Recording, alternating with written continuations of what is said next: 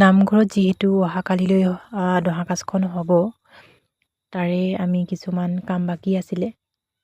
সেই কামখিনি কৰিবলৈ আজি আকৌ নামঘৰলৈ আহিলোঁ।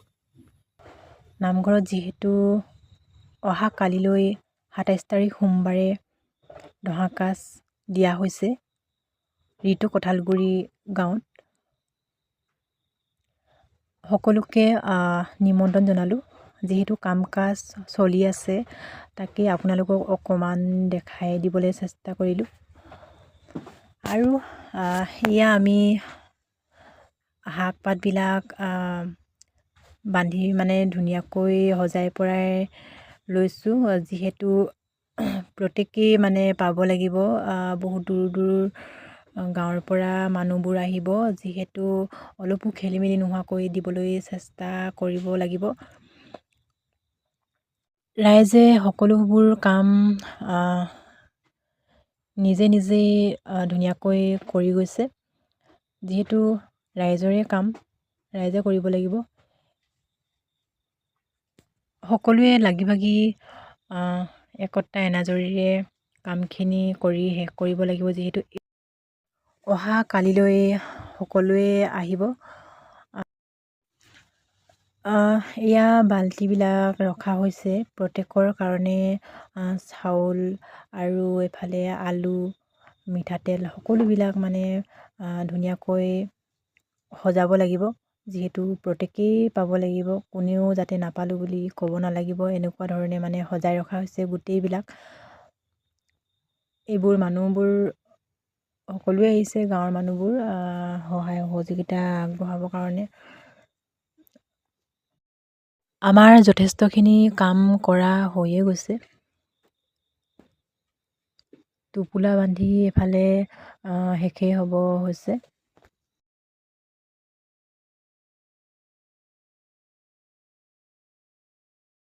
আগলৈ আপোনালোকক দেখাবলৈ আৰু চেষ্টা কৰিছোঁ, দেখাই গৈছোঁ। আপোনালোকে ভিডিঅ'টি উপভোগ কৰক। এইফালে ফটো দুটামান তুলি ৰাখিছোঁ। যিহেতু কাম কৰি আছে ৰাইজে, এনেই ফটো দুটামান মন গ'ল তুলি ৰাখিলোঁ।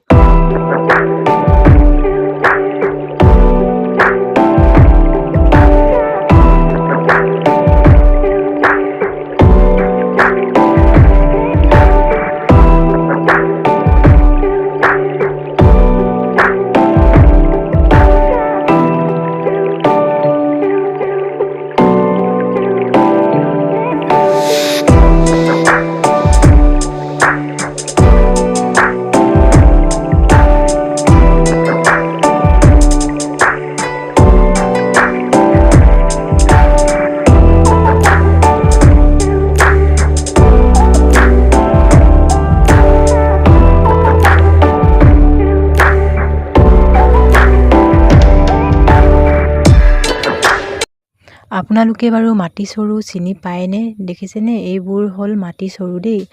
আগতে দহাকাজ যেতিয়া হয় তেতিয়া সৰহভাগেই মাটি চৰুৱেই দিয়া হয়, কিন্তু আজিকালি ইমান দিয়া নহয় বাৰু।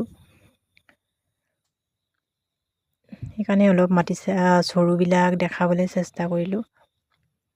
আমাৰ ইয়াতো ইমান দিয়া নাই। আমাৰ বেলেগ কেৰাহী দিয়া হৈছে, লোহৰ কেৰাহীবিলাক দিয়া হৈছে।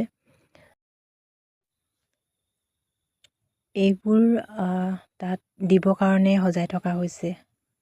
বাল্টিবিলাকত চাউল, নিমখ, তেল এইবিলাক ধুনীয়াকৈ সজাব লাগিব এতিয়া। তাৰপাছত গোটেইখিনি সজাই মেলি ৰাখিব লাগিব।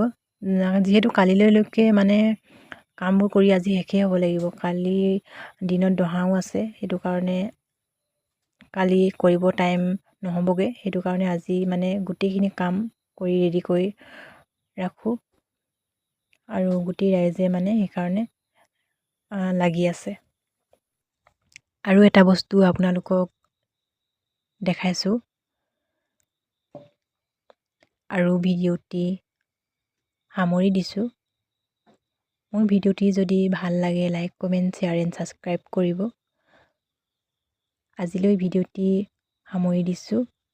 আকৌ এটি নতুন ভিডিঅ'ৰ সৈতে লগ পোৱাৰ আশাৰে আজিলৈ বাই বাই।